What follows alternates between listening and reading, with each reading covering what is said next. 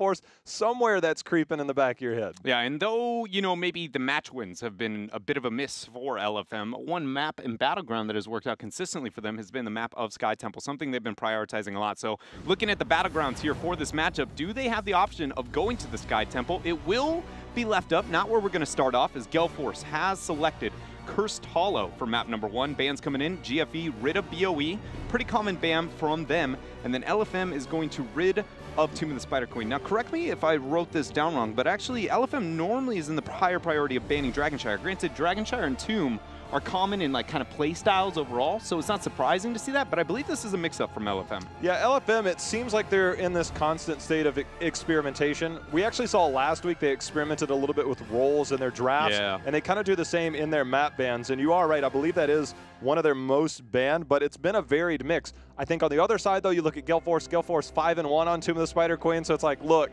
we think that we might be okay, but we're just gonna, that is by far Gale Force's best map. Yeah, it feels like, I'd be willing to argue that. I don't want to say it's at the same level, but, you know, it's much like whenever Tomb of the Spider Queen kind of consumed Europe, you know, those few teams like Dig and Fnatic that really kind of dominated over the map. Gale Force, though, again, I don't feel like it translates directly. They very much are kind of on an upper echelon compared to the rest of North America on just looking at the small scope of Tomb. Here we are, though, Cursed Hollow. A lot of boss control is something we got to be considering. Also, you know, things like the globals. Something maybe a Dahaka showing up. We even got ourselves a fall stat in North America yesterday on Cursed Hollow.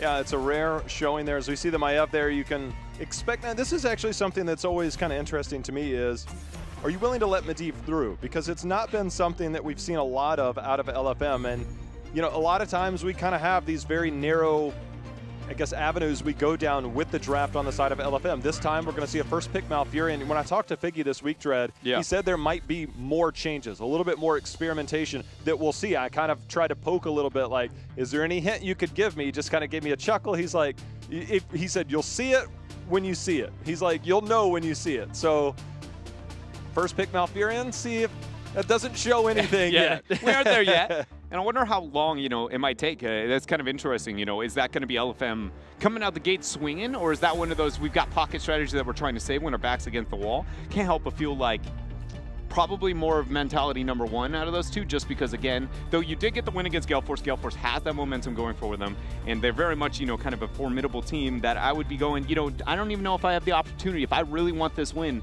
to risk even one loss. I need every single thing that I can possibly get, but we'll see if we see that, again, the kind of flavor here for LFM within this draft.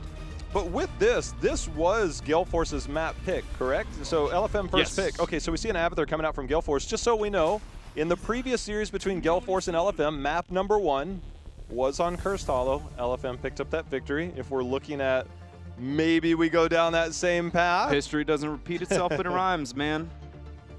Could it be something they're looking for here? Gale Force do commit to the Abathur. And I'm just going to throw this out once in this broadcast because it's been popular enough within Europe that I think we can talk about it without it sounding too crazy here. There, you know, maybe Samuro somewhere later in this draft with a split push. It's a thing. I don't know if we're going to get it here in North America, but I feel like if any team's willing to bust that out, it's got to be Gale Force Esports, right? Whenever, you know, they're willing to bust out the Vikings in the wild moments of it, it's got a very, I don't want to say similar play style, but kind of, right? And the fact that you got 3 little bodies I press different buttons. I'm on a different section. Clone. Yeah. It's a little bit in intent, right, of what they make happen. It's in very different kind of burst playstyles and kind of tempo, but and the overall playstyle is rather similar. We see a very high Li Ming there for T. You know, you were dropping some numbers here in the, you know, makeup room when I was getting all beautiful earlier about T. You're in that kind of hero pool, by the way. Thank you. Li Ming has been played 11 times, Tychus 12 times by T. That's 23 out of 39 games that T has had that priority on those 2 heroes. And it's, again, going down that narrow scope of what they want to do. He's also played a lot of one-off heroes. So I think his next played is Cassie at 3 times. There's a couple more at 2. And then it's just a bunch of 1-1-1-1-1 played heroes. It's kind of like the minute they get outside of their comfort zone, they obviously, it's not working for them, so they don't go back to it. They don't try anything outside of the ordinary. So we see the Li Ming, we see the Tyrael here. We'll see how that goes. But Arthas hovered here. Arthas normally screams something with Abathur. Yeah, like an Illidan, typically something very kind of all-in play style here for Gale Force Esports. One thing that I do want to say for LFM, for how critical I am of Tyraels and also the value, and also considering they're at the lower kind of section of North American standings, they still have some pretty impressive play with the Sanctification's ability to get value out of.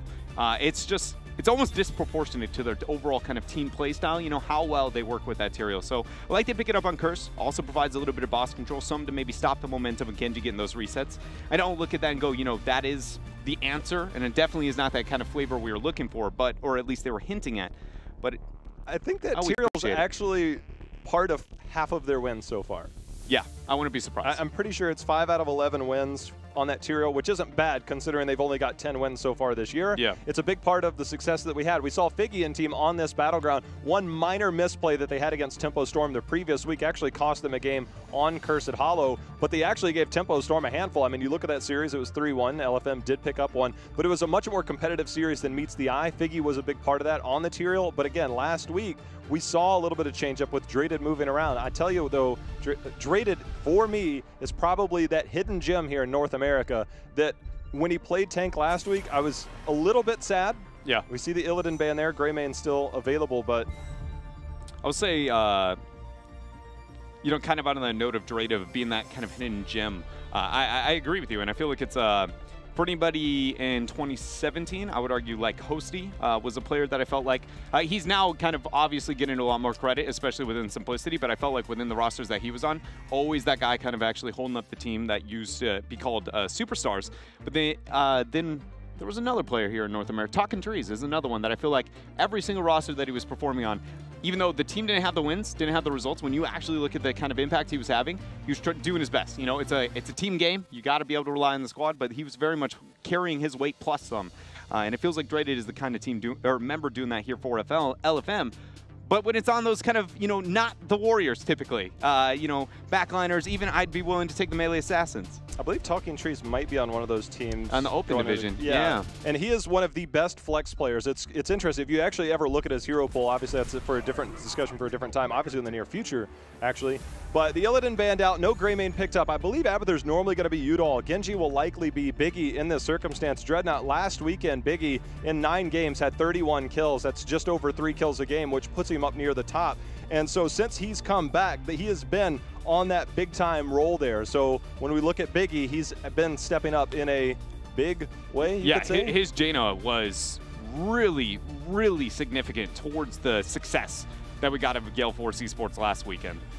You know, even with the Ice Barrier plays, going very far in, making the plays. Also, you know, another guy there out of Gale Force that I feel like kind of showed up last weekend had to be Tomster. You know, the backline always there to make sure the team is performing. I mean, we hyped up. I feel like we did a good enough job of the level of play to Fury in terms of the hype to where I don't need to say anything else. I'm like, he got all the praise he deserved in that moment, but Tomster, he didn't get the MVP this past week. Yeah, he did not. Actually, I laughed really hard on the inside when I watched the HGC minute and I noticed that he didn't end up getting that. Samuro! Oh my, not where I thought we would see that. Samuro picked up here for LFM and the Tracer. Jay Howe, when you see it, you'll know. You'll know.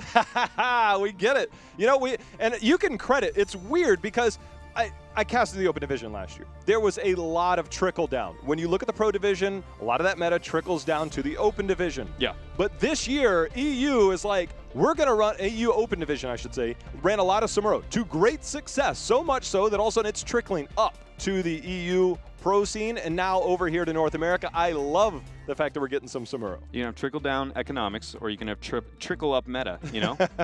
It's one way or the other here. Samesies. It's samesies. What do we get for the last slot here? Gale Force Esports, probably going to be, you know, whatever that hat target is, likely an off-laner. Well, you bring up a primary warrior. You actually bring up a good point because it was on this Battleground at the beginning of the year that we actually saw, this is when B-Kid actually swapped over to a range hero on Cursed Hollow so they could flex around this. So that's actually a very interesting point because this doesn't necessarily have to be a melee. Normally it'd be somebody who's going to have to deal with, you know, this kind of split-pushing threat of the all-in that Samuro's going to provide, and the lane threat that's going to have mixed with the tri-lane of the Tyrael, Li Ming, Malfurion split-pushing on one half. It's going to be very high impact here for LFM. I'm going to be honest.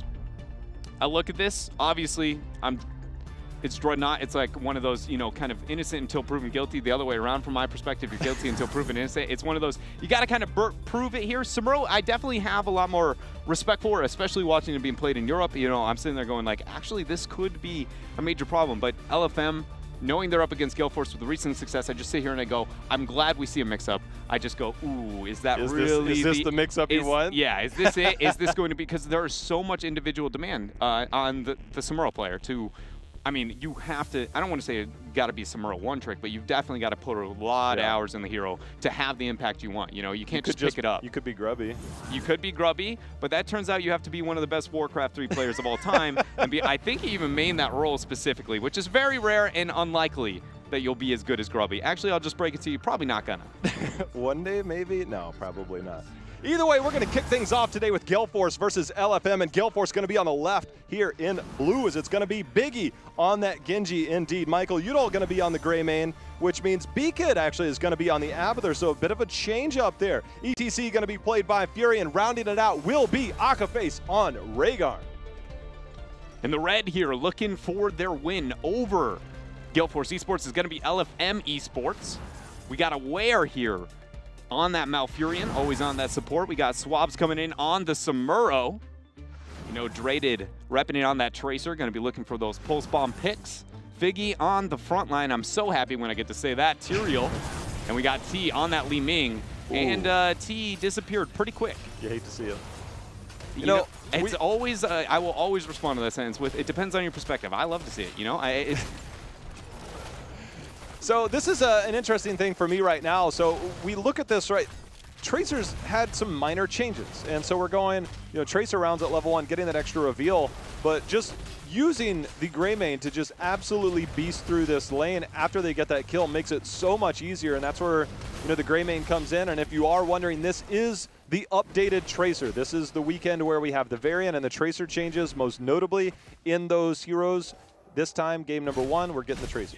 And you see the Samuro doing a lot of work here down with Figgy on the bottom half of the map. Abathur was the kind of solo lane to be able to deal with that. And that pick onto T at level 1. Normally, we look at level 1 kills and you kind of go, it's a setback, right? But that was huge for Gale Force Esports, because you have the Abathur against the Samuro with the amount of pressure that can put onto the front wall and the successful tri-lane that you automatically assumed out of LFM. They had a proper response, but just overextending before the wave even gets there and give up a free front wall. Yes, Gale Force would have likely had that, but they gained essentially 20 to 30 seconds of an advantage already for GFE that they wouldn't have had. And that is not what you want, especially against an Abathur composition with the creativity here from Swabs on Samuro. And he is here picking up the siege camp, which, again, that time frame that you talked about, controlling the rotations, Gale Force ended up using Greymane and Rhaegar to pick up their siege camp, which you can see being defended here in the top lane by T and Aware on the Li Ming and Malfurion. So now we have the camp that was picked up middle, again, controlling the rotations, getting a little bit further forward. This is an opportunity for Gale Force to take advantage of that Abathur and maybe push in this mid lane. As you can see, Fury lurking in the bush there, and under this spell armor, could potentially just push in, directly take another entire wall. And if Gale Force can just keep this kind of tempo going up until the 10 mark, it's going to be very good for them at this point in time. Like, it really puts them in a, normally when you look at Abathur compositions, you go, well, look at levels 1 through 9, how are you going to make that happen? But right now, they're constantly dominating over the map, and LFM really can't make the kind of Samuro problem become that problem until 10 hits, right? You need the Illusion Master to kind of dance around and get, you know, at least make the major Samuro plays that we've kind of come to know and love.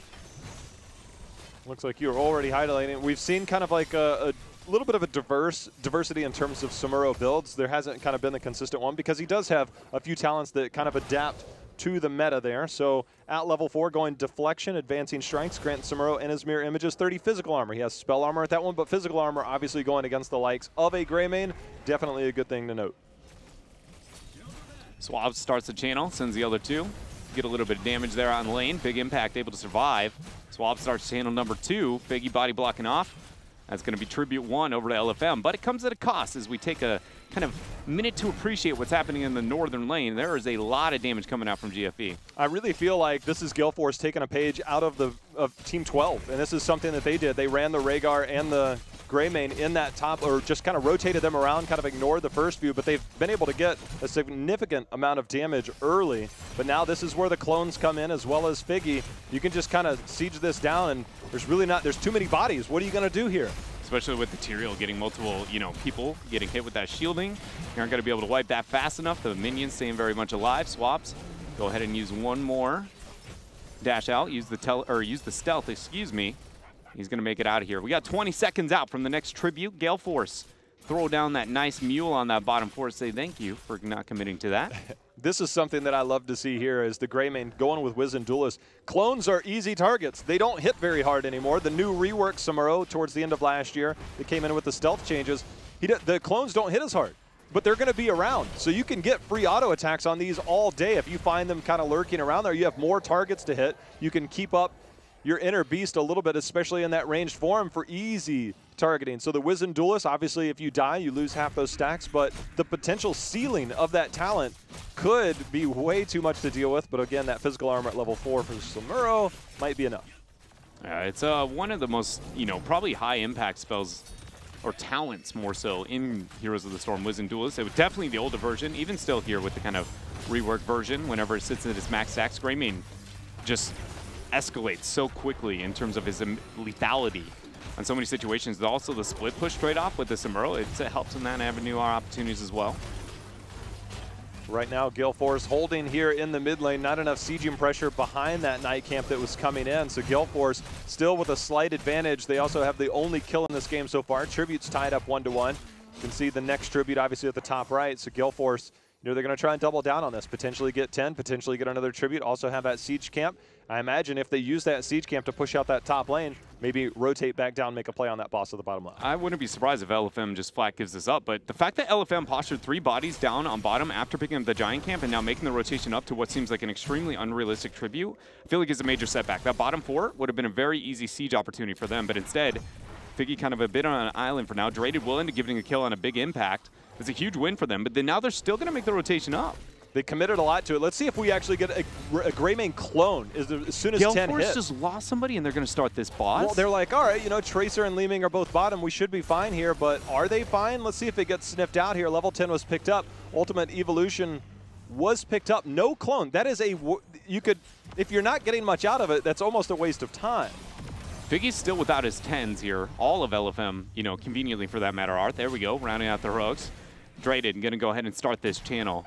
Man, there was so much back and forth there. I think the biggest thing here, if I was to kind of highlight anything, is definitely from Gale Force Esports. That kind of, decision making to start the boss versus the Tribute. What are we going to do with that 10 spike and not getting any of those and getting the pick on bottom on big impact, getting caught out? That is something that is, kind of compared to that consistency that we want to see from them, that recent success that they've had, that is very much the opposite of it, decision-making wise at least. Start boss, leash boss, start boss, leash boss, start boss, leash boss.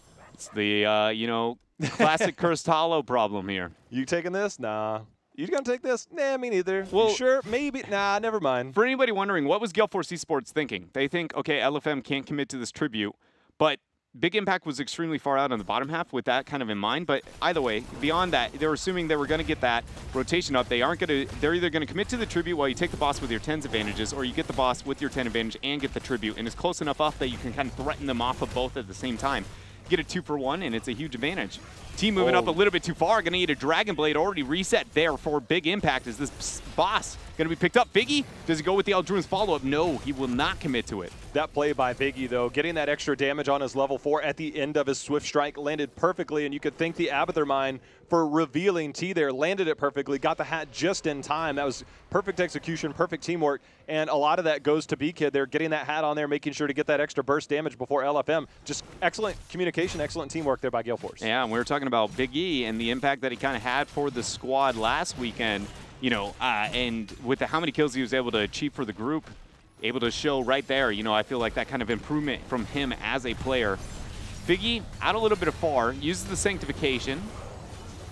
Going to get roots out here from Aware. Big Impact coming back in. Figgy going to give over reset 1. Twilight Dream did end up going down.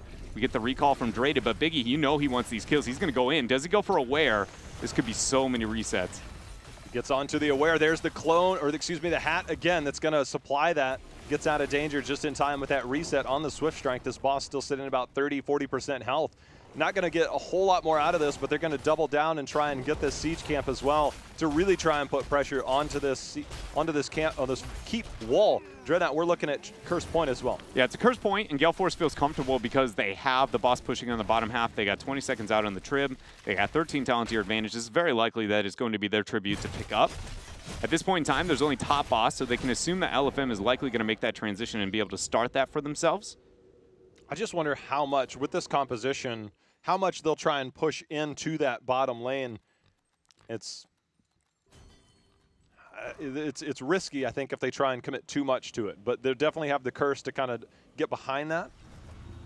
This is very interesting from LFM. Normally, when you'd expect that many rotations to the bottom half, you'd at least put more pressure towards the minions on the top half, or at least, again, that boss again. But they kind of just posed around in the middle lane for a little bit there. Samuro did make the rotation up just to get the experience, but they're still miles out from the 13. Not much gained here for LFM. Gale Force, though, very different tale for them. This middle fort is going to not last too long here. Question is how many keeps beyond this point?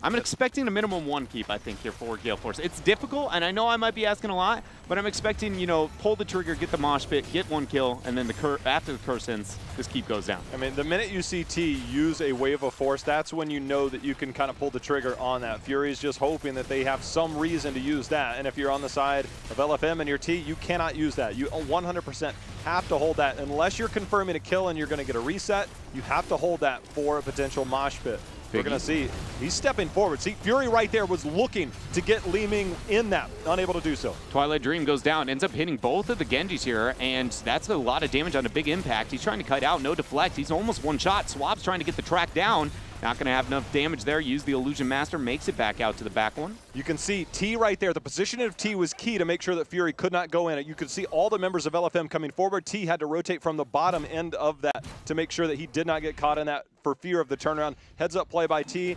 Good awareness to make sure not to get caught in that, but Gale Force, good disengage as well. Yeah, and they push Gale Force back off of that middle keep.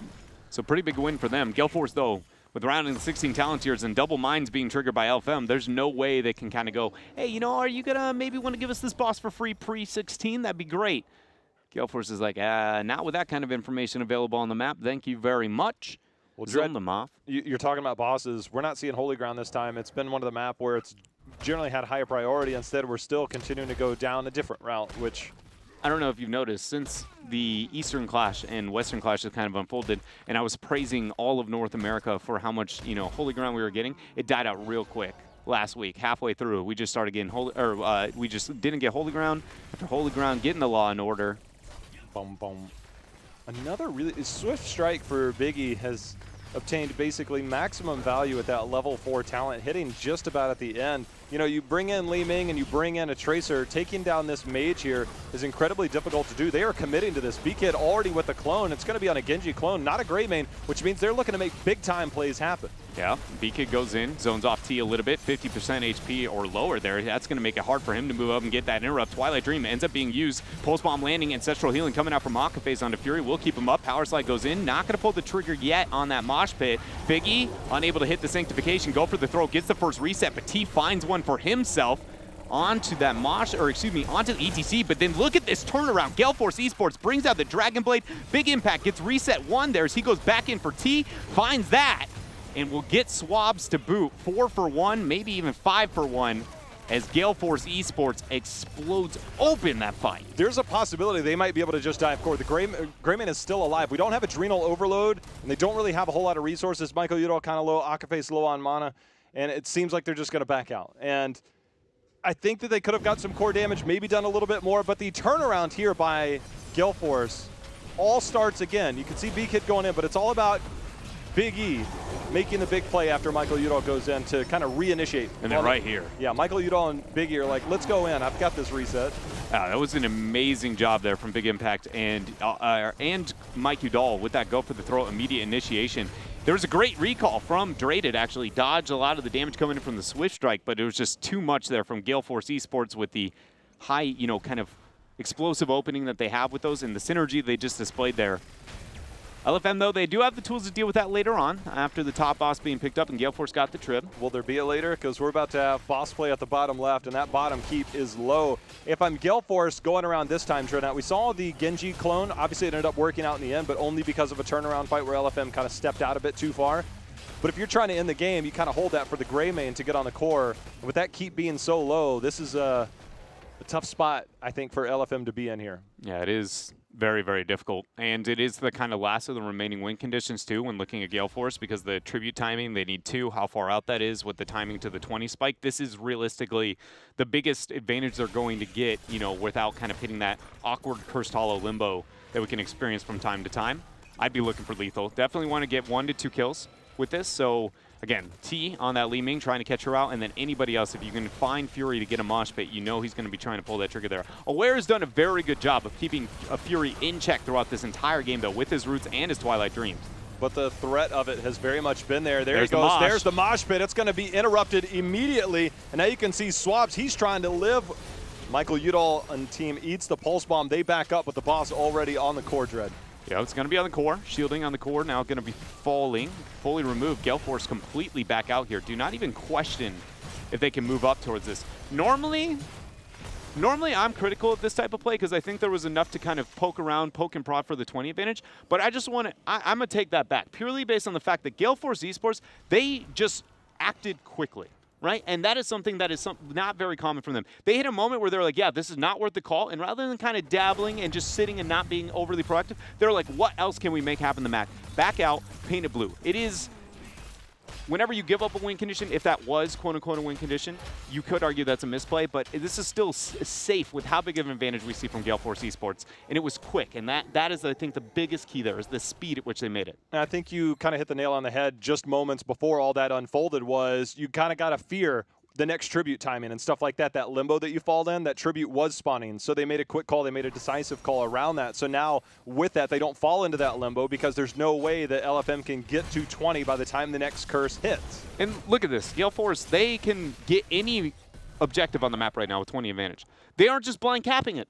This is, again, very different for Gale Force Esports to not just kind of pick up a mercenary because they can. They are just going to wait for the objective, get double split pressure with the double catapults between mid and bottom, and then look to move up, take the tribute, curse point, fight with the 20 advantage. This is very calculated and clean. And though it isn't something you haven't seen for the first time ever, it's not like we get this every single game, right? This is clean here from GFE. Abathur, all he has to do is hat one of those front minions, press W, and then it's instantly blown up the entire wave, and to allow those catapults to push after the curse is picked up, obviously, because 1 damage. Figgy, this entire time, Dreadnought, has been stuck on an island. Once that Sanctification drops, big impact backed out to make sure he gets value out of that, you know, level 4 talent you were talking about before. Mikey Dahl starts the channel. Here's the curse. And without Figgy, without 20s, and with only 1 keep left to stand, still Mercenaries pushing him mid and top. Things look grim here for LFM. If somehow maybe they can get a pick onto Big Impact in some way, shape, or form, that might be a way to recover. But otherwise, Gale Force, they're just going to march onto the core. I think they should. They have the gray main. They have the gray main, well, the clone, if they want it. We'll see if they try and make that happen under the realm of this spell armor. LFM on their last stand. The clones go down, and now Gale Force moving forward. Minions are here. Catapults approaching the core. Mike Uyudal trying to find a kill there onto Draded as well. Right, interrupt there from Fury, able to get the power slide in, ends up dropping the mosh pit, locking down 2, and that is going to give 1 reset, 2 reset. Gale Force Esports now looking towards the core. Game number 1 here, ladies and gentlemen, in pretty dominant fashion. 12-2 in kills. Going over to GFE. At the very end there, I want to shout out to Fury. Had a really nice knockback to interrupt the Twilight Dream, even though we don't have the cool little timers anymore. I was able to catch that one, and it was going to be a 4-man. Again, Aware's really good with his Twilight Dreams. They're just not maybe always at the most time-sensitive kind of situations. But for the most part, you know, he's doing his best. But Fury, it's Fury. One of our best warriors here in North America. Easily. And that ETC has kind of been a staple of his repertoire for quite some time, and he made it work there. And the thing is, there's a point of, if you lose in this situation in your Gale Force, right, you look like, oh, ETC never pressed R, right? He never casted the mosh pit, but it's a 2-minute cooldown. You can't just use it for free. And I think it was one of those things, the threat alone keeps different people honest. You can't get the calamities that you think that you want to get in. So trying to get those blow up kills, you can't use that as aggressively if you're on Li Ming as T. The same thing about stepping up. You kind of got to be a little bit more careful. Those are your only 2 interrupts. So Fury didn't have to do a lot. The threat of Fury alone on ETC, I think, was a big factor. But the play of B-Kid over on Apather as well as Biggie on Genji, a big part of the success in game number 1. And that was pretty clean victory. Yeah, I think the one thing that stood out for me overall playstyle-wise that was beyond the couple decision-making, some of the things I brought up in the game itself, was Big Impact's ability to identify isolated targets and how fast he acted on them. Again, that kind of cutthroat mentality, the speed at which those decisions are being made, he's not messing around. That was one mine being hit when he goes for the Li Ming, and you'd be like, okay, a Li Ming, you already got 1-man advantage. You know it's a 5 versus 4 if they're facing that whatsoever, and a Li Ming hits a mine, and you know you can get a lot of value in that trade. That's probably worth the commit no matter what. But then you look at bottom with Figgy in the 1 versus 1, catching that Tyrael isolated with that amount of time, seeing the sanctification dropped. I don't know why he didn't Eldrunes over the wall, but he just goes, okay, well, if you aren't going to throw the Eldrunes, I'm just going to back out, act like I'm not interested, back to the kill, right? And it was that kind of cutthroat mentality, that Big Impact we highlighted his play last week. It's still showing here, but I think it's all the members of Gale Force are showing a little bit of this and that here and there kind of peppered into their play, and it's a lot of the reason we see those kind of moments of improvement. There's still, obviously, areas to grow. I feel like even in that last game, you know, you can look at a couple, but it's looking good here for GFE. I think good is an understatement because I was really digging into the stats this week coming into this weekend, and I look at Gale Force and I'm like, where do they lie? Because they generally get a lot of kills. They're ranked high, but it's always been about they're trading a lot. They die enough. They still have a positive in terms of the kill-death ratio, but it's starting to distance itself a little better. And then I looked at it, kills per game. They had 12 that game. Total right now, there's 3 Korean teams all at the top to be expected in terms of kills per game. 4th, Tempo Storm. 5th in the world right now is Gale Force Esports. 12 kills this game. That number is going to go up even more. We'll see if they can continue that success. Yeah, and we're going to see where we'll be continuing that success here for Gale Force Esports, or maybe LFM if they can turn things around so far. Gale Force Esports going to be sending us over to the, you know, not very unexpected Dragonshire here. You take away Tomb of the Spider Queen, we're going to go ahead and pick up the next small battleground here. It allows them to get a lot of skirmishing in. This is also another map where we've seen Genji excel. We've also seen potentially the Greymane, the Jaina, things that Gale Force likes to play. They all excel on this battleground in different ways. Greymane, however, on this battleground in general, actually has a pretty poor win rate, but I think it's just a matter of where does he fit in drafts. I think it's something like low 30% on this battleground or mid 30%. And I think that when we look at that, it's more of, is it a compositional thing? Because if you're leaving kind of Greymane to kind of do it all while you flex around that, it doesn't work out that well. But the way that Gale Force plays in on this battleground, if they want to mix in the Greymane, I think it fits their playstyle to this battleground very well. Same thing for the Jaina. And again, I think that Genji definitely is going to be a threat. However, on the other side, the biggest threat is Draded on that Genji. We saw the Tracer didn't work out that well. He has been pretty good on that Genji himself, averaging about 3.5 kills a game. It's kind of like the bright spot there. His Genji and Greymane are kind of his go-to heroes. Would like to see a change for LFM in that route. Yeah,